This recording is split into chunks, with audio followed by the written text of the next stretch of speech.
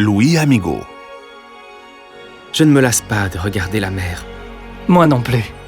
Mais la mer n'a pas de chemin, il est facile de s'égarer. Tiens, c'est curieux que tu parles de s'égarer. Je pensais justement à Louis Amigo. À qui? À quelqu'un que l'on a surnommé l'apôtre des égarés. Joseph-Marie Amigo et Ferrer est né le 17 octobre de l'an de grâce 1854. Mais tu m'as dit Louis. Louis, en fait, est son nom religieux. Son père, qui était avocat, venait d'être nommé secrétaire à Massamagrey, un village près de Valence. Je me souviens que les gens du village craignaient pour la vie de sa mère à cause d'une épidémie de choléra. Félicitations, Gaspard, pour ton 4e enfant. Il est né hier et nous sommes extrêmement heureux. Mes félicitations à ta femme, Geneviève. Il a reçu le sacrement de la confirmation à l'âge de 3 ans. Et à 11 ans, il a fait sa première communion avec Jules, son frère aîné. Cette année-là, il déménage direction Valence. Joseph-Marie, j'ai pensé à t'inscrire au séminaire pour que tu y étudies comme externe. Je te remercie, papa. Je vois que tu t'es rendu compte que j'ai toujours aimé jouer à être prêtre. Finalement, qui sait? Peut-être qu'un jour, je le serai. Allez, dépêchez-vous un peu. Tu veux qu'on se dépêche, néanmoins tu veux qu'on rende visite aux gens malades et aux prisonniers sans précipitation. Bien sûr, se dépêcher pour être plus de temps avec eux. Nous pouvons courir contrairement à eux. Il faut que je vous dise quelque chose d'important. Cela fait 2 ans maintenant que nos parents sont morts. Et moi, j'aimerais entrer dans l'ordre des Capucins. Mais maman t'a demandé expressément de t'occuper de nous. Tu ne peux pas partir. Ils étaient 7 frères et sœurs. 2 sœurs étaient décédées malheureusement. Et cela faisait 7 ans qu'ils n'avaient aucune nouvelle de Jules à cause de la guerre. Rose, cette décision n'a pas été facile. Mais l'abbé François a proposé de prendre soin de vous. Tous les frères capucins espagnols ont dû prendre le départ vers la France, parce qu'ici, les couvents ne sont pas permis. Émilie, c'est pour cela que je pars à Bayonne. Ça s'est passé en avril 1874. Quelques jours plus tard, il portait déjà l'habit capucin. Et on l'appelle comme ça parce qu'il y a une capuche. Dorénavant, il s'appellera Louis de Massamagrey. 1 an après, il réalise sa profession religieuse. 2 années plus tard, ils peuvent rentrer en Espagne et il est envoyé à Antequera, un village près de Malaga. Après une période de 2 ans, il est envoyé de l'autre côté, à Escalante, en Cantabrie. Il visite souvent la prison de Santonia. Le 29 mars 1879, il est ordonné prêtre à Monteano, qui se trouve aussi en Cantabrie. Il avait alors 24 ans. Mais il tombe malade et on l'envoie au couvent de la Madeleine, dans son village natal. Maman, pourquoi on est habillé comme ça? Parce que nous voulons vivre comme Saint François d'Assise. Et nous avons décidé de revêtir l'habit tous les mois pour aller écouter frère Louis. Mes sœurs, nous fondons aujourd'hui la congrégation des sœurs tertiaires capucines de la Sainte Famille. Dès aujourd'hui, le 11 mai 1885, nous nous engageons à aider avec tendresse les personnes malades et les enfants orphelins ou abandonnés. Louis n'avait que 30 ans. La fondation est créée dans le sanctuaire de Montiel, à Benaguacil. Ils construisent un hospice à Massamagrey et un hôpital à Oyeria, ses 2 premières maisons. Père Louis, comment avez-vous eu l'idée de fonder la congrégation de religieux tertiaires capucins de Notre-Dame des Douleurs? C'est suite à mes visites aux prisonniers de Valence et de Santonia. Je me suis rendu compte que les enfants et les adolescents ne pouvaient pas être avec les adultes. Cette congrégation a été fondée 4 ans après celle des Sœurs Capucines, le 12 avril 1889. Mais à Massamagrey cette fois-ci.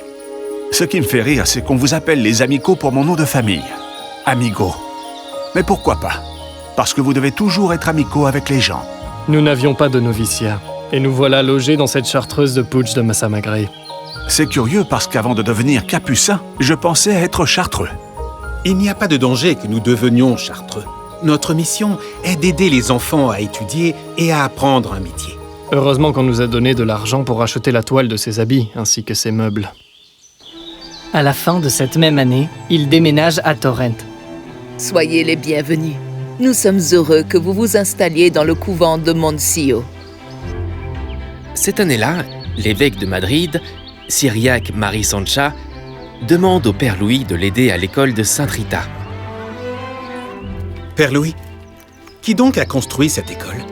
Quelques personnes importantes, il y a 4 ans de cela. Elles s'inquiétaient pour les enfants en difficulté vis-à-vis de la loi. Des personnes importantes? Mais lesquelles? Des politiciens, des avocats, des professeurs, des médecins. Sous l'impulsion de M. François Lastresse. Ils nous connaissaient? Non. Il est allé à Rome demander conseil au pape Léon XIII, qui nous a recommandés. Incroyable. Pour ma part, je me réjouis que les politiciens nous aient demandé de l'aide pour faire la première loi de protection de l'enfance et de la jeunesse. Nous la ferons ensemble et j'en suis très fier. Et certains d'entre vous iront en France et en Belgique pour étudier la pédagogie, la psychologie et la psychiatrie. Très bien. Il faudra que nous soyons très préparés pour mieux nous occuper des enfants problématiques. Et n'oubliez jamais ceci. Certes, nous travaillons pour eux, mais surtout avec eux. On les appelle du monastère de Yuste et de Dos Hermanas à Séville pour fonder le collège de Saint-Herménégilde. Quant à lui, ses supérieurs l'envoient à Orihuela, près d'Alicante, et ensuite à Olleria. En 1905, les sœurs traversent l'océan.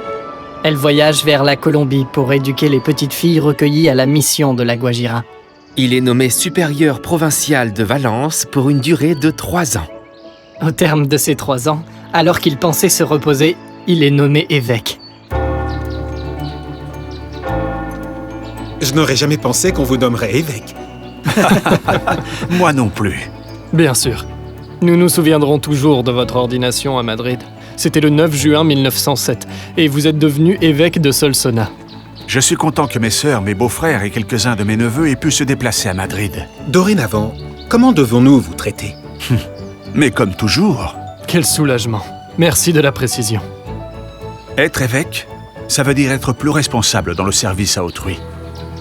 Mais j'ai l'intention d'être toujours le même. Et en 1913, à Segorbe, dans la province de Castellón, Après avoir passé 6 ans à Solsona, vous êtes désormais nommé évêque de Segorbe.